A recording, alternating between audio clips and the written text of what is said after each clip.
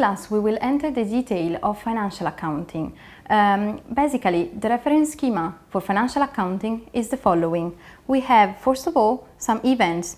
We discuss about events which can be something like the selling of products or the purchasing of raw materials. So we have some events, and the purpose of financial accounting is to identify these events, classify the events, record them, and provide information in financial statements that support decision maker. So basically, with financial accounting, events are recognized, classified, and translated into financial statement. We have something in between because financial accounting is regulated, so we need some rules and management choices that should be followed in order to translate these events into financial statements. So when we have the events, there are some accounting principles and rules that we are going to see that allow us to transcribe and register these events into financial statement. Financial statements are mandated, so we can identify, let's say, 4 main requirements that should be respected in the moment in which we are providing financial statement. The first requirement is that information included in financial statement should be relevant because they should support decision maker. The second requirement is that information inside financial statement should be reliable. This means that they should provide information that are reliable, verifiable, and trustful. That's really important because if this reliability does not happen, we can have some problems, like for example the accounting scandals that we heard about, for example if we think about the Enron case or the Parmalat case. The third requirement is the comparability, because if we have information in financial statement, that should be comparable, which means that it should be able to compare financial statement of different companies in different countries. The last requirement is that information in financial statement should be consistent. This means that it should be possible to compare financial statement of the same company over time, which means that we should have the same accounting principles over the years.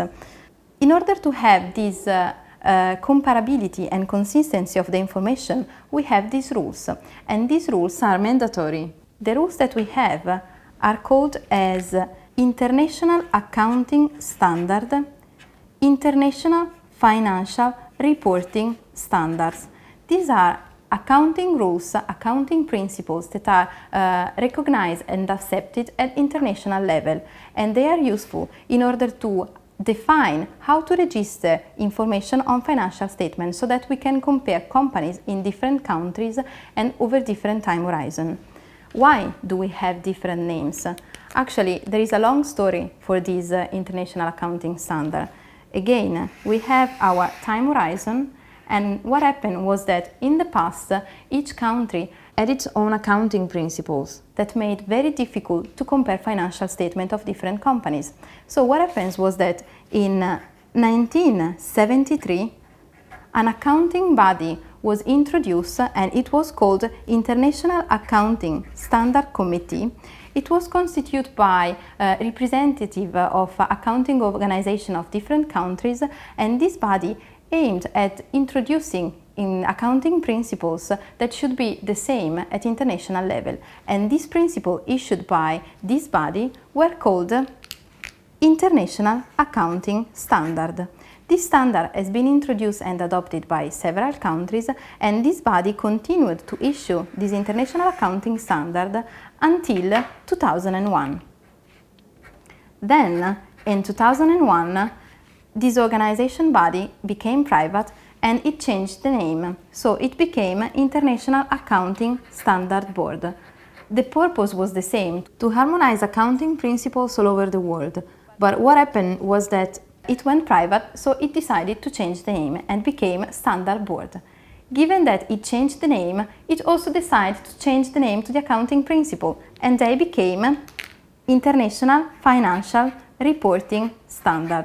So basically from 2001 on, we have International Financial Reporting Standards. But when we discuss about international accounting principle, we call them International Accounting Standard, International Financial Reporting Standard. If we think at the Italian case, Italian companies were required by the law to introduce this accounting principle starting from 2005. And as I said, these principles are adopted in the majority of the countries all over the world in order to compare financial statements of different companies. Pay attention because they are not adopted in all of the countries. One main difference is that these accounting principles are different with respect to those that are adopted in the United States.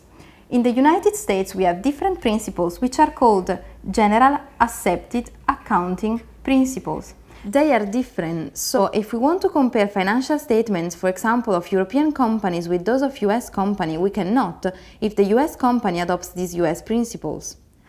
Usually, if a company is European and delivers the product also in the US, they also provide financial statement by adopting this principle. So pay attention if you want to compare financial statement of different companies that the accounting principle should be the same. The last point is about the type of financial statement, because so far we have discussed about financial statement, but actually by following these international accounting principles that will be our reference schema for the entire course, we can identify 5 main documents. So a company is required by the law to provide 4 main financial documents. The first document is the balance sheet. We can abbreviate this as BS. With the balance sheet, we are providing information on assets and liabilities. The second mandatory financial report is the income statement, which is also called as profit and loss statement. In this case, information on the profit of the company is provided. Then we have the third report, which is the cash flow statement, which provides information about the cash of the company. Then we have the statement of changes in equity. Unfortunately, in this case, we do not have any abbreviation. We need to write these changes in equity, which provides basically information on how the equity has changed and evolved over the year. And the last document is defined as note to the financial statement. This is nothing new. I mean that with the notes to the financial statement, what happens is that it just specifies how the previous document has been prepared. So basically, it specifies the type of accounting principles that have been adopted and the logic and the managerial choices behind this document. So what we are going to do when we discuss financial accounting is that we need to understand what there's inside each of these documents.